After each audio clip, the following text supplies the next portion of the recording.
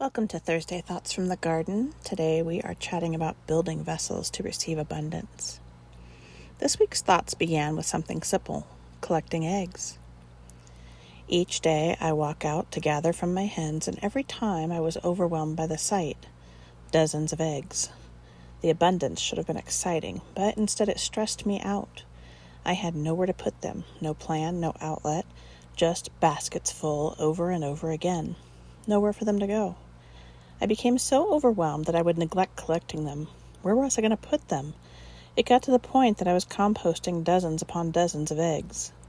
And then it hit me. I was being blessed, but I had not built a vessel.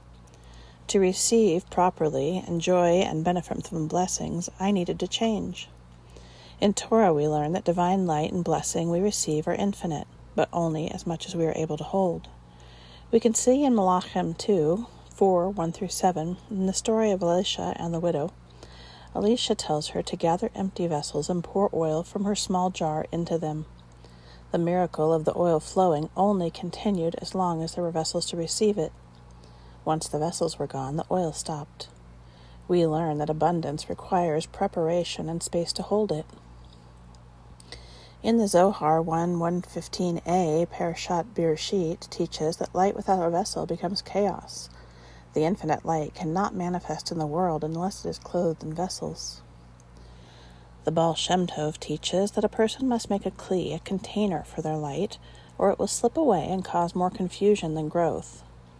In Keter Shem Tov, Siman 44, the Baal Shem Tov teaches, everything that descends from above must have a vessel to receive it below. He applies this both to spiritually and practical matters. Action in the world must match intention in the heart. So what did I do with this overflow of abundance and no vessel? I stopped. I breathed. I took time out of spinning to ask, what vessel is missing? And then I made a plan. Where can I put the eggs after collecting them? How many could we realistically use? Who could I gift eggs to? And where could I sell them? How could I store the ones we wanted? And just like that, what felt like chaos turned into blessing again. Hashem's goodness is infinite. The divine is constantly pouring light, healing, and wisdom, and abundance into creation. But without a vessel, without something to hold that light, it either spills or disappears or overwhelms. Just like rain without soil becomes a flood, or light without a lamp becomes blinding, so too a blessing without a container cannot be received as a blessing. Sometimes what we call chaos is actually blessing without a vessel. You may ask for peace, but without a space in your day to breathe, that peace has nowhere to land. You may ask for love, but without boundaries or clarity, that love gets tangled in pain. You may ask for abundance, but without a plan, that abundance arrives with stress or flows into and out of your hands like water, leaving you wondering where it went. If you don't see the blessing yet, build the vessel first. Often we think, I'll build the container once I have something to fill it with. But spiritually, the flow works the other way. We build the container first, and Hashem fills it. If you're waiting on a relationship, consider by starting to create space in your life for connection. If you're waiting on better health, perhaps begin nourishing your body with small acts of love.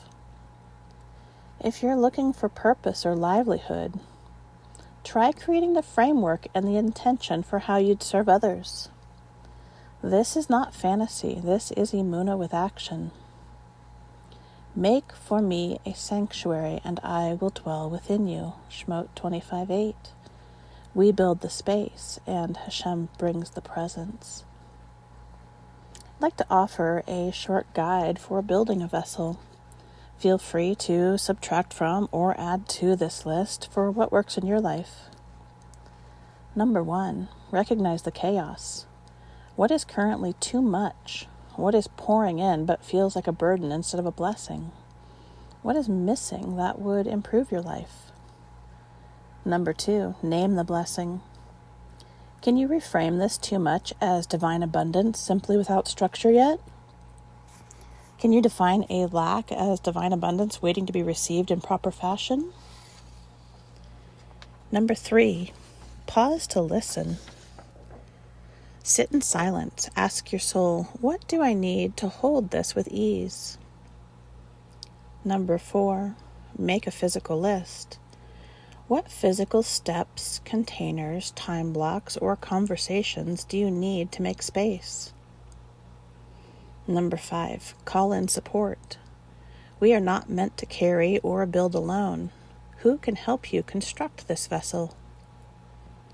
Number 6, commit to one small action, just one. Order the basket, send the text, set the timer, begin the build. And number 7, be open to receive again. Breathe in. Realize that you are ready, you are here, and you can hold what Hashem is giving you. Sometimes we're too overwhelmed to stop and build the vessel, but the chaos will keep swirling until we do. Let this be your reminder that pausing is not wasting time.